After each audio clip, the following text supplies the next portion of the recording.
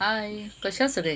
तुम्ही आनंदी असाल, मजेत असाल आणि बिंदास असाल. तर बघा, रव्याचे लाडू करण्याचा कार्यक्रम चालू होता. तर बघा, 6 वाटी रवा आणि त्याला ना 2 वाटी आम्ही गव्हाचं पीठ घेतो. म्हणजे ते भाजून छान अगदी खरपूस आणि मग इतकं टेस्टी लागतात ना हे लाडू, अगदी नानकटाईसारखे चवीला लागतात आणि वळायलाही छान असे वळले जातात. ते बघा, माझी लेक आणि तिची आजी दोघेही लाडू करण्याचा कार्यक्रम त्यांचा चालू होता आणि तिला पण बघा फास्ट माझ्या लेकीला अगदी लाडू वळता येतात.